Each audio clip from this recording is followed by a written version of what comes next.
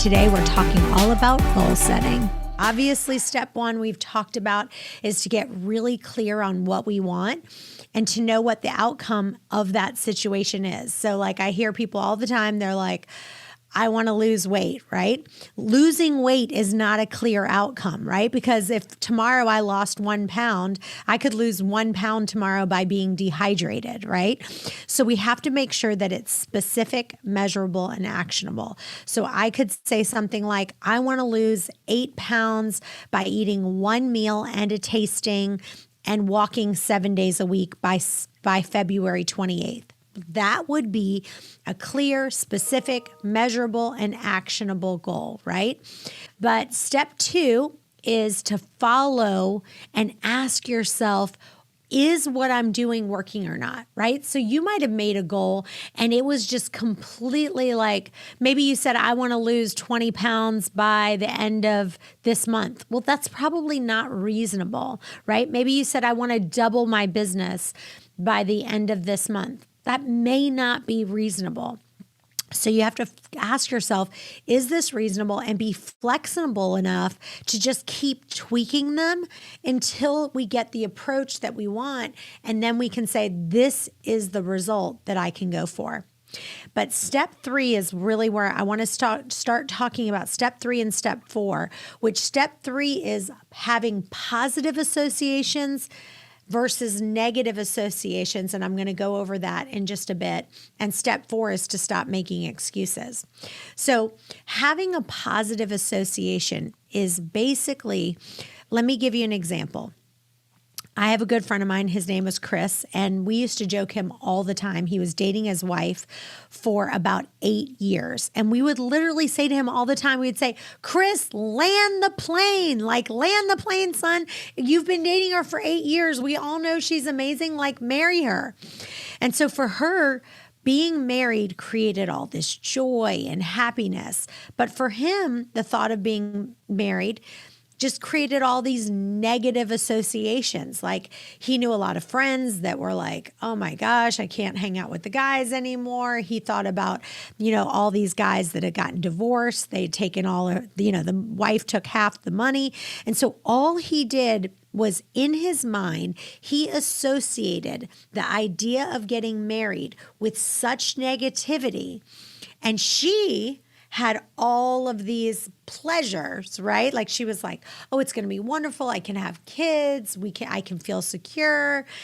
All the things that she had a positive association. Everything he had was a negative association.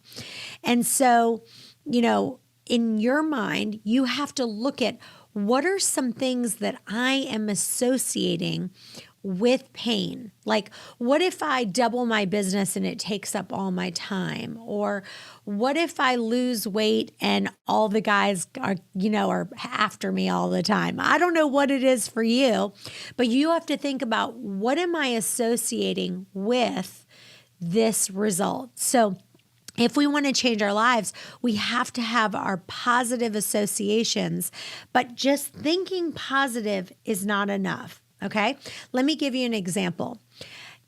I'm going to give you a commercial that I literally, 2 of them, that I actually have not heard in over 10 years. I have not heard this. Now, I can't sing, so I'm just warning you. The best part of waking up, right, is Folgers in your cup, right? If I say, give me a break, break me off a piece of that, right? It's a Kit Kat bar. So again, I haven't heard either of these commercials in over 10 years, but I have associated that jingle with that brand so many times on a repetitive basis that now 10 years later, even though I haven't heard it, boom, I remember it. And so our positive associations are based on our daily habits over and over and over again. And so, for example, I wake up around anywhere from 4:30 to 5:30 every single day. So on Saturdays and Sundays, I still wake up really early because I've trained my body to go to bed early and wake up early. And when people say, oh, I'm just going to think positive, here's the thing. By the time you think about it, it's sometimes too late. So you have to already have trained your body in a certain way that every time something happens, you respond this way. Let me give you an example.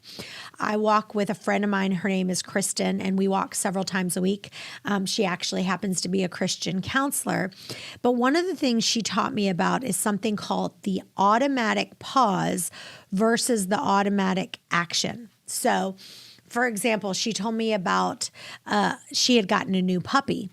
And she had Googled some different dog training techniques. And as she was browsing, she came upon this psychologist. His name is Evan Pavlov. And what he did was he discovered a way to create external associations with food. So, for example, he would ring a bell, and every time he rang the bell, he would give the dogs food. So eventually the dogs learned that if they heard the chime, they expected food. And so they would literally, even though there was food nowhere around, as soon as they heard that bell, you would see the dog drooling, right? And so an example of that, instead of the dog, would be, my friend Mitchell loves to eat when he's sitting and watching TV. So, in fact, he can't even sit in front of the TV without having pretzels or popcorn because he's literally conditioned himself to associating sitting on the couch and watching TV with needing a snack because he's done that for so long. He has to break the cycle. So now, every time he sits on the couch, he needs to pause and he literally needs to say to himself, number one, I'm not truly hungry. Number two, he has to begin to associate hunger with only when his stomach's growling, when he really wants food. And he's got to almost just go, okay, I'm going to sit on the couch right now and I cannot have any food. And he's got to repetitively do that. If he wants the popcorn, he's got to do it somewhere else because he's got to break that habit of having that association with when he sits on the couch, now he has to have food. And, one of the habits I had to do was I literally had to just kind of quote Bible verses like Proverbs 23:2 says, put a knife to your throat if you're given into gluttony, right? One thing that I did when I was younger, I hate to clean. But if you're like me and you hate to cook or clean, one of the things I used to do when I was in my younger 20s, now I have two people that do all cleaning, all cooking. I just don't do it. I don't like it. Every once in a while, I like to be the main chef, but I like all my sous chef done, like all my chopping done for me. But when I was younger, what I would do is I hated to clean so much that I would develop a routine where on Saturday, that was my cleaning day. But sometimes what I would do is I would literally eat on Saturdays and I would overeat to the point that I was so full that I couldn't clean. So to solve the problem, I would literally call a friend. I would keep her on the speakerphone as I cleaned, and I would have a friend come over and help me clean, and then I would swap and help clean her place. Sometimes I would go to the gym first and work out because it would give me energy to come home to clean. But I had to realize that on Saturdays, specifically when I knew I had to clean, I was sometimes self-sabotaging myself because I was eating because I didn't want to clean. If I don't want to clean, just don't clean, but don't overeat so you get to that place. And that was like an excuse that I was making.